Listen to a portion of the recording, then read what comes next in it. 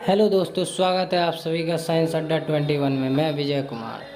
दोस्तों, आज साइंस की ऐसी ही कुछ रोचक टिप्स मैं आपके लिए लाया हूँ। ऐसी टिप्स के लिए आप बने रहें इस चैनल के साथ, और अच्छा लगे वीडियो तो लाइक, सब्सक्राइब और शेयर ज़रूर करें। तो चलिए चलते हैं दोस्तों। क्या आपको पता है, जब डॉक्टर सुई लगाते हैं तो उसके पूर्व अर्थात उससे पहले वे थोड़ी सी दवा निकाल लेते हैं। आप देखते होंगे, डॉक्टर जब सुई लगाते हैं तो वो उससे पहले जो है उस सिरिंज को दाब कर थोड़ी सी दवा निकाल लेते हैं। ऐसा क्यों होता है दोस्तों? तो चलिए अब हम समझते हैं ऐसा क्यों।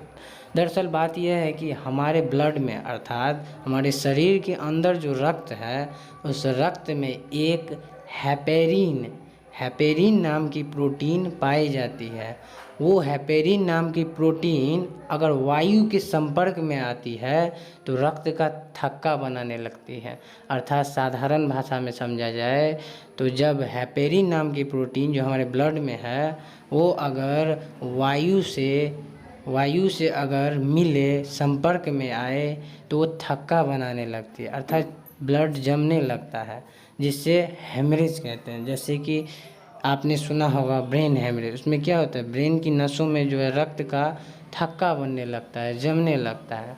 तो इसी कारण से डॉक्टर उसमें से, उस सिरिंज में से थोड़ी सी वो दवाई जो निकालता है, दरअसल वो दवाई नहीं निकालते हैं, उनमें से एयर को निकालते हैं। क्योंकि एयर अगर हमारी नसों में जाएगा तो हेपेरिन नाम की प्रोटीन के साथ मिलकर वो जमने लगेगा तो हमारे शरीर में रक्त का प्रवाह ठीक से नहीं हो पाएगा और हेमरेज का खतरा बना रहेगा। इसलिए डॉक्टर उस सिरिंज में से एयर को निकालते हैं। दोस्तों, आप लोग सोचते होंगे कि शरीर में तो ऑक्सीजन है, तो ऑक्सीजन ही ब्लड को पूरे शरीर में पहुंचाता है।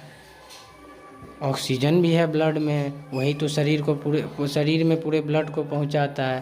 तो दरअसल बात यह है दोस्तों, क्योंकि ऑक्सीजन और वायु में अंतर है। वायु नाइट्रोजन, ऑक्सीजन और आर्गन ऐसे ही कुछ गैसों का मिश्रण है, जबकि ऑक्सीजन केवल शुद्ध जो हम लेते हैं वो अलग है और वायु अलग है। तो वायु के संपर्क में आने पर आप तो समझ गए, रक्त का थक्का बनाने लगता है।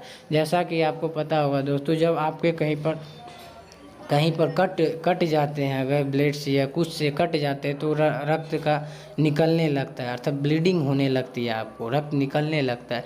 लेकिन आपने देखा होगा थोड़ी देर बाद वो स्वयं जो है सो बंद हो जाता है, रक्त का निकलना अपने आप। ये क्या है? क्योंकि हमने तो पहले बता दिया, उसमें रक्त में ब्लड जो है, ब्लड में हेपेरिन नाम की प्रोटीन होती है। वो प्रोटीन दरअसल वायु के संपर्क में आ जाती है। जब हमारा कट जाता है पैर या हाथ या कहीं पर कोई अंग, तो हेपेरिन नाम की प्रोटीन जो है वायु के संपर्क में आ जाती है। थोड़ी देर बाद वहाँ रक्त का थक्का बनने लगता है और हमें रक्त निकलना, ब्लीडिंग होना बंद हो जाता है। तो दोस्तों, रक्त का थक्का एक तरह से समझा जाए तो हमारे शरीर के लिए सही भी है, एक तरह से समझा जाए तो हमारे शरीर के लिए घातक भी है।